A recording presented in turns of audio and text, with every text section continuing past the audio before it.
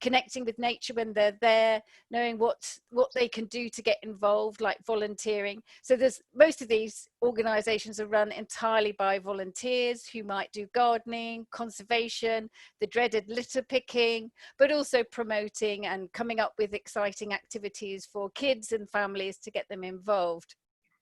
So it's new. We only set up Horsham Green Spaces a couple of months ago, basically because Warnham Nature Reserve and Rookwood was threatened. So that was the instigator. So they are separate, Horsham Green Spaces and Keep Rookwood Green Alliance. You can think of the Keep Rookwood Green Alliance as a campaign arm, which we're trying to protect at the moment. It could be that in 5 years' time, it's the park we're trying to protect, or Chesworth Farm. We know that land is at a premium, and councillors are looking at it, particularly if they own it, as a great big gold money pot to put houses on. But we feel very strongly that we need to protect those spaces for Horsham residents and also for wildlife. So with that as a sort of backdrop, I'll hand over to Peter, who can talk all about Rookwood. Okay, thank you very much, Sally. Right, I will endeavour to share my screen. Let's share a screen. Hopefully I'll pick the right one, which is that one. Right, hopefully you should all be seeing the Keep Rookwood Green lead-in title page. Is that visible? Yep. Yep. Good, right, okay. So just before I get into this, I should say that I have prepared this to include the younger people who have just exited. So there are some bits earlier on explaining about local plans and what have you, which I will skip over a little bit more quickly this time. So hopefully, right, how do I move that on? There we go. Right, so, but who are the Keep Rookwood Green Alliance? Well, as Sally said, we're campaigning about Rookwood Golf Course. That you know, we're a single issue group, and it's formed primarily from people, or certainly initially from people in those three bodies you can see at the moment: the Horsham Society, the Friends of Horsham Park, and the Friends of Warnham.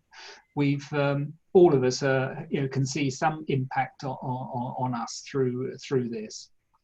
However, there are quite a few other people now working with us, and you know, we're always looking for people who can donate a little bit of time to help us. And I've listed at the end of this some of the initiatives we've currently got going, and there's an open question about you know, what else we can do at the end. So So this was the bit really for the benefit of those who weren't aware of what local plans are. UK government mandates that we have to have a local plan. Horsham's current local plan expires in 2021, and if that happens, then basically developers, the ability of Horsham District Council to say no to a development is significantly impeded. However, in addition to that, the UK government imposes housing targets on it. On every local council, and you know, in the case of Horsham District, they need to provide 19,000 additional dwellings by 2039, which is one heck of a lot. It's roughly equivalent of the whole of the North Horsham development every 3 years. So Horsham District Council have to produce a local plan. They have to, by law, you know, show how they would meet the government's housing targets. And as part of that, they identified 9 strategic sites, each of which could handle more than 1,000 dwellings. And Rookwood Golf Course is one of those sites. It is, as Sally alluded to, it is land which is owned by Horsham District Council. So Horsham Council are both the landowner and the beneficiary, financial beneficiary, but they're also the planning authority, and they're also the political authority that will decide whether or not this thing goes ahead. So there is you know, quite a lot of transparency required on their behalf, which I have to say so far has been rather lacking in our experience of trying to get information from them. So where is Rookwood? In case anyone's not sure, it's up in the northwestern quadrant of Horsham town, right in the corner between the A264 Northern Bypass and the A24 Horsham dual carriageway Horsham bypass. It's originally, it also encompasses the Riverside Walk and the Literary Trail in the southern parts of it, where it says Baldings Brook in this presentation. So very briefly about Rookwood. It has a long history traceable back to the 13th century, but in 1987 the land was purchased by Horsham District Council. To be honest, I think it was purchased because the A24 was going to cut off this part of land from the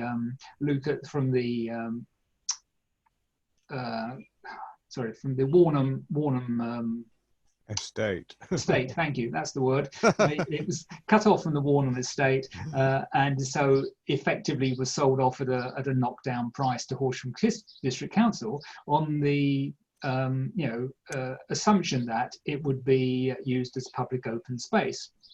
And to date, it has been. Originally started off all as nature reserve, and then was latterly part of it was carved out as the golf course. But you can fairly say it was for public use. Clearly, if the whole of the golf course land is turned into housing estate, then it's really no longer for public use. And it's our belief that this represents quite a significant breaking of trust with the people of Horsham and for the original intent. So the proposal, you can see on the picture here, shows you the whole of the current Warnham Nature Reserve in green, and in red is the Rookwood Golf Course. And it is this red area on which Horsham District Council plan to build their 1,100 houses, 5 stories high. It's what they described as high density housing. I think it's 54 dwellings per hectare. Your normal kind of even modern detached and semi-detached housing is around about the 25 to 30 dwellings per hectare. So you can see, this is more flats and studio flats and high-rise, well, medium-rise accommodation. There'll need to be a new traffic junction on there, and the access road, certainly in the north, looks extremely problematic because you can see that it has to snake between the 2 green portions in the northern land there, where the walnut tree plantation on the left and the Warnham Reserve on the right, and that's around about 8 feet wide, and they've got to get a road through there. That we feel that's really it's just going to be horrendous if they build on that land. But for their, this isn't. They're not stupid people. It's not totally ill-considered as an idea. They're going to build they claim at least to build a substantial proportion of affordable housing, which would be a good thing for Horsham. That's in hugely short supply. They claim to be applying very high design principles along the lines of some very eco-friendly estates that have been built around Cambridge. They will preserve the Riverside Walk and that green and wet area that is in the southern land. I mean, they pretty much get that for free because that land is really not buildable on, but they can claim that as a benefit. They're also going to apparently increase the biodiversity by 10%, which we think is exceptionally unlikely. But nonetheless, that is their pitch, and it's only fair to reflect that here. So, moving on. Warnham Reserve is, I will be talking about that a little bit because as a trustee, it has to be something which is very obviously very close to my heart, as it was also to Neil's, and he's had a huge length of time of association. My association with this has been only a few months. So Warnham Reserve is one of the most biodiverse sites in Sussex. There are records kept by the Sussex Wildlife Trust over many years, and there are literally hundreds of different species that have been recorded within the confines of the reserve.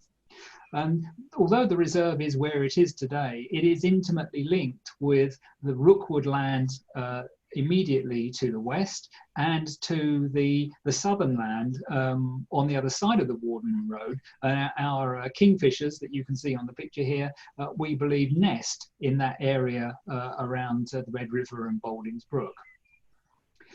We are very concerned about the light pollution, noise pollution, cat predation. We estimate between 6,000 and 12,000 prey per year. And since the reserve is the local wildlife hotspot, you know pretty much where all of that predation is going to happen. Now, those numbers aren't plucked out of thin air. They've been derived from reputable scientific research into the rate at which cats predate prey, and also from the pet food manufacturers' recent surveys on the amount of cats per household in the UK.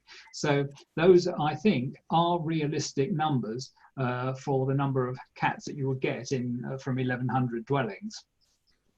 But that isn't the only issue. It will, building on I'll just go back, building on that red land that you can see here, will inevitably break the wildlife corridors. I don't know if this is going to show up, but I will try anyway. I'll put my laser pointer on. There are wildlife corridors going backwards and forwards horizontally across between Warnham Nature Reserve and the Sussex wildlife, and the Sussex countryside on the left-hand side here, and those are absolutely vital. We have badger, deer, there are owls, there are hedgehogs, foxes, loads of animals which use the Rookwood golf course, a lot of the time at night for foraging. They rely on this, and as you can see, that is roughly the same area as the Warnham Reserve itself. It's a vital food resource, and having it concreted over and made unavailable to them is undoubtedly going to significantly damage the Warnham Reserve. Now, one good thing that came out of this was that the Horsham Parks Department, Countryside Department, commissioned an independent report to identify what they saw as the risks to the proposals. These proposals were made very quickly at the beginning of this year. They'd been working on them for 2 years, very quietly, and then they suddenly came out of nothing. Now, one of the key, although this is an 18-page report, and it identifies all of the issues that I've listed on this slide, but one of the nice graphical things that it comes up with are these two pictures here, which appear from the official report. The picture on the left is the land north of Warnham Road. The picture on the right is the land south of Warnham Road. And what they have color coded on here are the ecological risk from development. So on the left hand picture, if the red land is developed, that is that represents, if development there represents a high risk to the local ecology. To the left of that are the amber areas. Those areas represent moderate risk, and again further to the left are the yellow areas, which represent lower risk.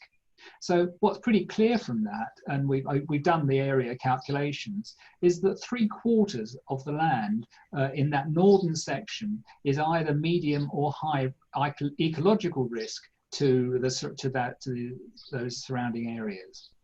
Clearly less so in the picture on the right, where it's only about 25%. And the land that is marked there represents the floodplain area around the rivers and the existing blue and green corridors. So the report we feel is helpful, and we are using that in our lobbying of councillors. We're just Horsham District Council have had their input now. They've got their input. They're now in the mulling it over stage before we get on to them actually making a decision. So we are at the point of maximum ability to influence. What we've got to do at this point is to get the whole of Rookwood deselected as an area. This is one of 9 strategic sites, and we'd like Horsham District Council to to stop doing that. And our best chance of doing that is now. As time goes by, the opportunities for doing it are less and less. So the next slide shows you what we are doing today. And these are all things that people on the call today can help with. We are writing to the councillors, and we've got I'll put these on on the chat section, these links for you, after the presentation. But we're writing to councillors, and we've got how you can do that. We'd also like all of you, if you can, to distribute this to all of your members, all the people please utilize your personal networks to get all this information out. We're campaigning through social media. I thought this was, well, this is one that the younger group really should be involved with. That this is something they take to like ducks to water. We have Twitter, Facebook, and Instagram pages. We'd love them to start using that. We also have a survey asking what people. Horsham District Council never really consulted with people before they came up with this proposal. So Sally has set up this survey, and we've got, is it 600? I think at the last count, but probably more by now, responses. And there's also a petition that has been running ever since February time, saying no to Rookwood. So there's a URL here. It's an incredibly long one. I'm sorry about that, but it's not something that we can change. But the change.org petition now has over 6,000 voices. So that's what we're doing. We're also doing a leafleting campaign, and Morag Warrak is organising that with a small army of helpers who are dividing Horsham up amongst themselves to leaflet. But we are open to suggestions, and we are open to help as to how best to influence the council. So that really is pretty much, that is the end of my presentation. It really ends with the open question of what else we can do, and to say thank you for giving us the time today. So I'll put this back onto this slide, because I think that's really the question for all of us, is what else can we do? How do we, and again, I would welcome the youth team's ideas, because as you can see, the image on the left is something that children could well have been involved with. The issue on the picture on the right is Morag's art installation, which I believe one of your colleagues here helped with. So brilliant. That's me. Thank you very much. Thank you so much, Peter. I wonder whether it might be good if you could stop sharing your screen so that we can actually see everybody.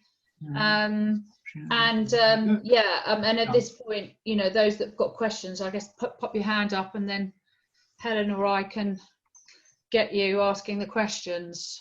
One suggestion as well, the slide that Peter shared with the social media links, we could pop that up on the screen when the youth group come back, and just highlight that as particular. We will share the PowerPoint presentation, so we can embed it in the page, in a page on Sussex Green Living, and indeed the video if the video's suitable. So that can be shared out so they can see the full presentation. So Mark, you had a question, point? Thank you. I missed where you said the source of your maps was for the ecological risk, but the question is that enough for you to push back against their claim of biodiversity gain?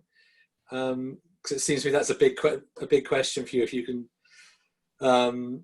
clearly point out that it's nonsense. And is that what you're trying to do with the ecological risk? Is ecological risk the same as biodiversity? I don't know. Well, I think in this context, the ecological risk relates to, if I put it crudely, how expensive it will be for Horsham District Council to mitigate the risk. Okay. So when I play this back to councillors, I will be turning that risk into money. Okay, yeah. Which I hope will influence them. The report itself, if you go to the keeprookwoodgreen.org / further information page, you'll find a link to it there. Okay. But can you push back against the biodiversity gain claim, or is that just very complicated? Unfortunately not. There are there's some weasel, to be able to push back against that effectively, you need to have a proper multi-year baseline of data against which to make the assessment. Such data does not exist. And that point is made clearly in the report as well. So I don't think it's going to be, it's going to come down to opinion and not be fact-based, and it will just simply be brushed aside.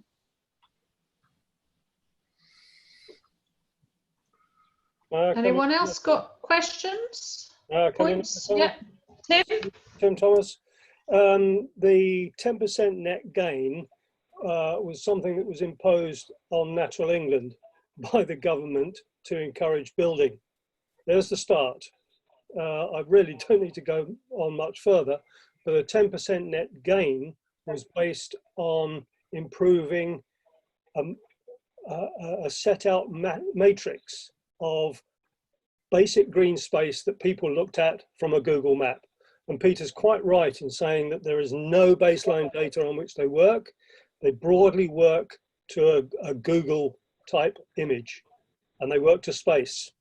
And if that space is just plain green, it's low quality. If it's got big trees on, it's higher quality. And that's all they're looking at. That's where the 10% gain comes in. More green, and the golf course, no, there's nothing there, is there? Yeah, it's green, finished. It's a green desert. One of the points that Packham has just made over the last 3 or 4 months, no, it started last year on their spring watch, was looking at soil invertebrates, concentrating on the worms. And worms are the baseline foodstuff of a huge number of animals. Yeah. Coming right back again to what Peter has said, I might just pass this one over to Sally once I've highlighted it. As there is no baseline data, there is a way to get some, and there is a way to get some in a relatively short time, and that's by doing a BioBlitz, and that would involve absolutely everything. Youth groups, quality, sorry, that's the wrong word to use. Come on, brain. Recognized, that's the word I'm looking for. Recognized biologists, zoologists that we can bring in and identify the animals on a basically looking at the whole area and identifying what we see on that one day. But with enough people, we should get sufficient baseline data to indicate the importance of this site. Yeah, if I may just come in here, this is Neil. Whoops, it's gone on. I've lost myself for the moment. I don't know whether you can hear me or not. We can hear you, yes. Yeah, okay. If I can just come in here, we've got loads and loads of records that have been passed to the Sussex record database, and these are put in by volunteers and collated through the wardens at the nature reserve. You're talking about 4,000 records plus a year, something like that. And we do have some information about what's available, but it's been collected in a bit of a haphazard way. We've got, I mean, I don't know one flower from another, but I can go around there with a notebook and write down the names of a dozen plants or whatever, but we don't have the expertise to do it. And this has been part of the issue all the way through. only today, one of their volunteers who I'm familiar with said he'd been speaking to one of the groundkeepers on the golf course, and they said there's a badger set in the northern part of the golf course, which we were not aware of, and it's fairly close to the A264 dual carriageway. We do know there's a badger set on the nature reserve, but this is outside the nature reserve, and they do travel. And you know, that is just one item. The same person has recorded hundreds of species of flowers, of insects, of birds, of animals across the Rookwood site. They're not official records. This is the trouble. These are just informal ones, but they're certainly there because the insects and the birds and the beasts do not recognize the lines that are drawn on the map. It's just part of their habitat. You have an excellent point there, Neil, but if those data are put onto something like iRecord today, they will be taken into account. And if you mark the location, whilst I realise that the 4,000 plus is from the Warnham and its immediate area, you can't always transpose that data onto, for example, the land south of the Warnham Road. Yeah. So we really ought to sort of try and get some form of excellent data. And if that person has that data available, let's share it. Let's share it. There's a good baseline. Let people see it. The ecological report, for example, said there was nothing there. In essence, that's two words. That's nonsense. Yeah, exactly. It is nonsense. What we've got to do is bring something together, and we can get a number of qualified personnel on site to assist with those identifications. But the thing is, the public identification can go onto iRecord, and they will be collaborated by the Sussex recorders. I do it all the time. I haven't got a zoology degree. I've nothing to do with that sort of specific recording. I'm a what I like to think of as an expert amateur on certain aspects of certain species. Yeah. And I put that into the iRecord, and they are collaborated or not. Can I just ask a couple of things? Sorry if I missed it. I'm trying to make notes to perhaps write a blog afterwards. But the timescales that we're looking at, and also, I mean, BioBlitz, lovely. Everyone's enjoying being outside. We're seeing motorways around little commons that didn't used to have people before, which is good and bad, isn't it? And we're seeing so many people out in the countryside. So, what timescales are there? And, I think Sally mentioned doing a BioBlitz. Sussex Wildlife Trust are working with Horsham District Council. Why can't you and we populate it, get a date together for a wonderful outdoor activity, BioBlitz, get Sussex Wildlife Trust involved, RSPB involved, make it, with social distancing, an educational citizen science activity. And with the cooperation, of course, of the golf course, if we're going to be bringing 100 people onto the site. Absolutely.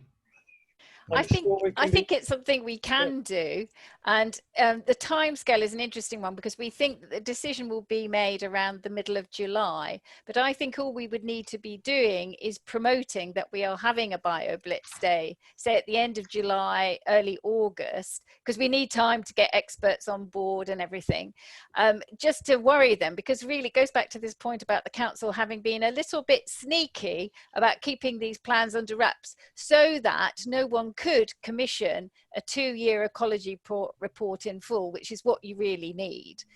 So this would show that we mean business really about challenging the fact about the 10% biodiversity gain by finding what is at Rookwood just on one day. And that's something that you could continue throughout the year, have 2 or 3 at different seasons. So I think it's manageable.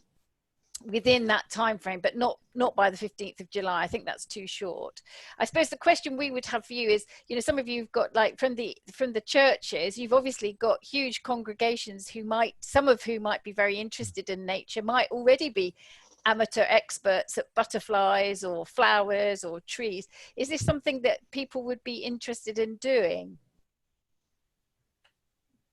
I would have thought, I mean, I'm not speaking on behalf of the churches, but certainly I do a huge amount of work with children and young people, and you know, many of them very passionate about the environment and climate change. So, you know, I would have thought if there was a date, we would all publicise it, and I'm sure, yeah, Rosemary and Karen and Mark, and, you know, with good connections with the churches, the Quakers, Unitarians, you know, yeah, but yeah, we could certainly easily send the information out to the churches.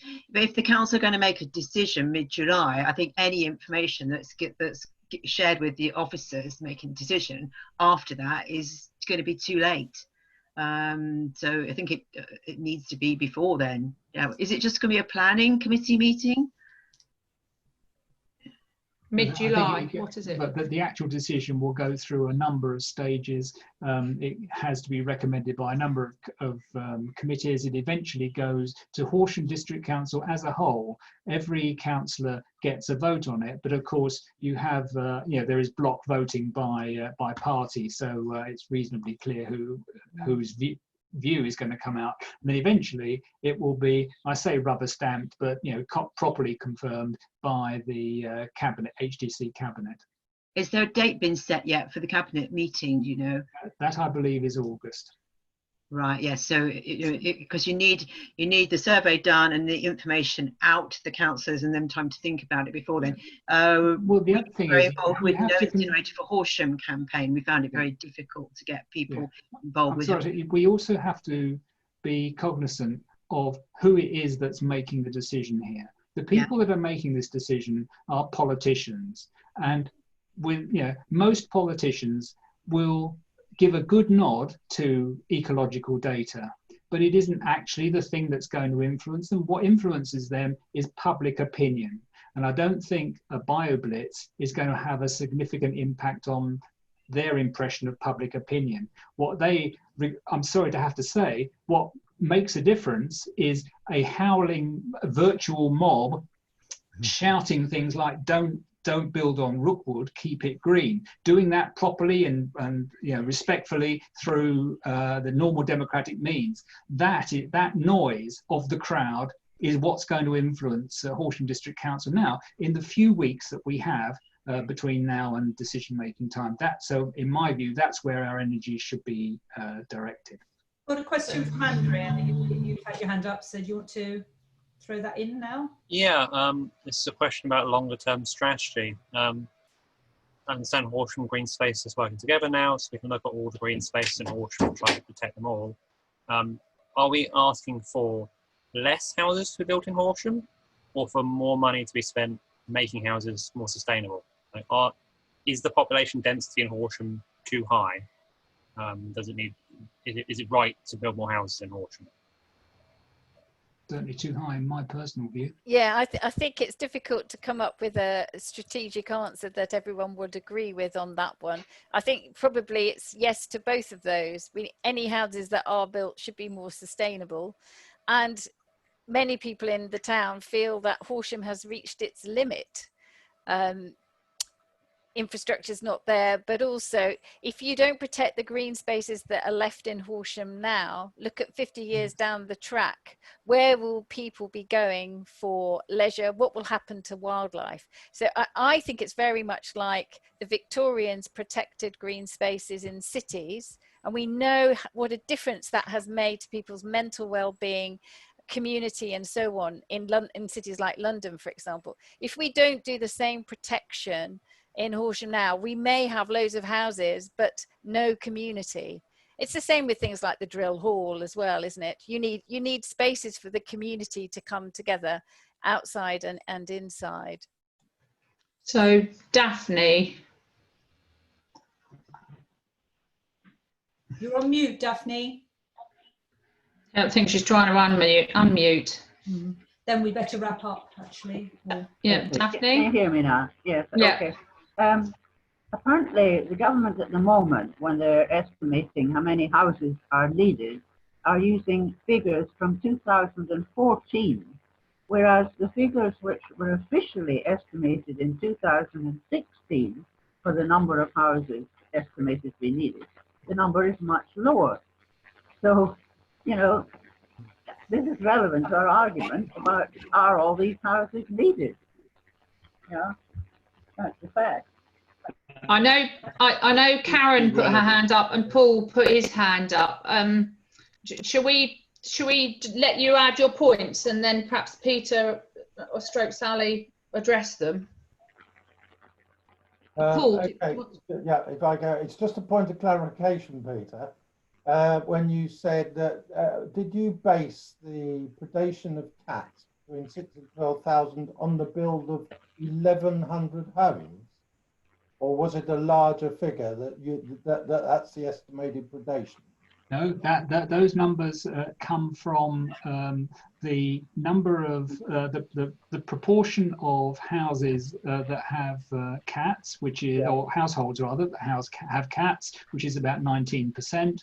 It comes from the average number of cats per cat-owning household, which is 1.6. And it comes from, so that's from the Pet Food Manufacturers Association 2019 data. And then you just multiply that by the number of expected prey per that are predated by cats, and that's anything between, we found 2 reports. One said kind of roughly 18 and one said roughly 36. So wow. Put it all together and that gives you the numbers I quoted. Thank you. Karen, do you want to, did you put your hand up? No, it was Rosemary who put her hand up. Oh, beg your pardon, Rosemary. Okay. Hi guys, I'm just putting all my thoughts onto the comment, onto the chat, because I thought we might have run out of time. But just questions like, is Jeremy Quinn involved? What are the local councillors? Are they buying into this? Are there councillors who are particularly supportive of this campaign? Note that the fact that across the road from the end of the golf course, and I've been there myself, there's the incinerator that they've just given planning permission for. So this is, you know, it might be a good idea to link those 2 campaigns together and say, again, you don't want new houses to be built near an incinerator, do you? It's even closer than the land north of Horsham houses that are proposed at the minute. And also just to think, what was it about the campaign around the drill hall that managed to halt that for 2 years? Now, I know that proper analysis wasn't done with that, and so they said that they would go back and have another look. But there may be some learnings about the drill hall refusal, or certainly holding, that can be applied to this as well. Sally, I'm very happy to chat to you further on the phone about this if you want to pick my brains on a few thoughts there. Thank you, everybody. Well, I guess just to respond to that one, it's certainly my view that the thing that switched Horsham District Council's view on the drill hall was that what for them was a very surprising degree of public response. There was a lot of concern. The Horsham Society led a very active and effective campaign, and a lot of people got on board with that. So in this particular, to stop Rookwood, numbers do count.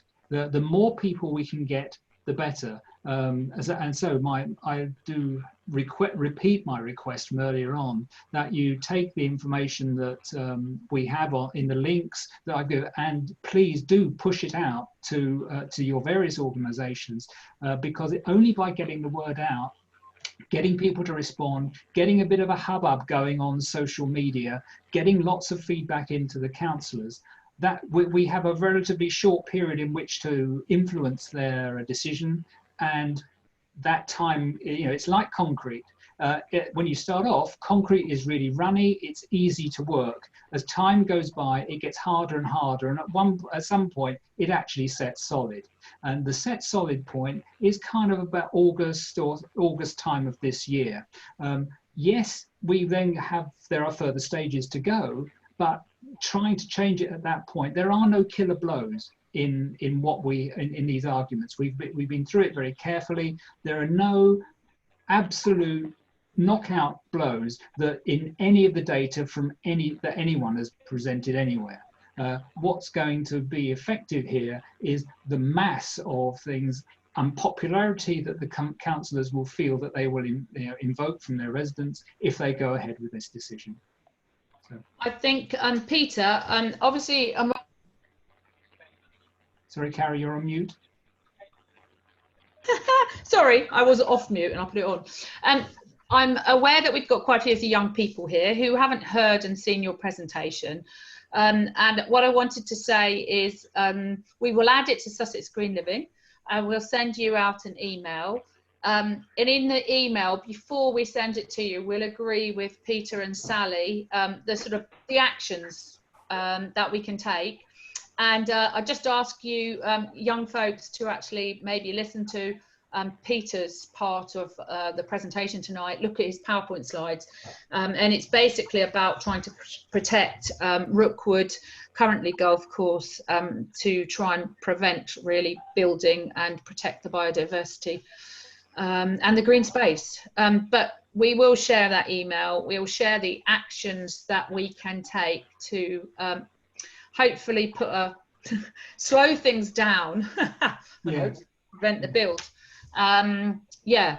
Carrie, may I just, since our everyone else has, since we come back together as one large unit now, I think there's the one thing I would say is, to add at this point, is that the Rookwood space, which is planned to be built on, represents 29% of the large green spaces that we have within the Horsham town. Places like Chesworth, like the park. Now, these spaces are vital, not just for this generation, that is, the adults of this generation, but they are vital for our children and for all generations after this. This is why I feel it's important for the young people to get involved in this as well, because this isn't just a decision that's happening in adult world. This is a decision that is going to impact every single person who lives in Horsham forever. And if we can all stand up now, we stand a chance of retaining almost a third of the green space that everybody enjoys, and it is for the benefit not just of this generation, but for all successive generations. Thank you very much, Peter. I think that's well said, and we'll sort of share it out. Young people, from your little session, your shortish session, have you got anything before we go our separate ways that you want to tell us about your session? It was just really nice to get to know another couple of young people, and then we've made we talked about using more creative and artistic ways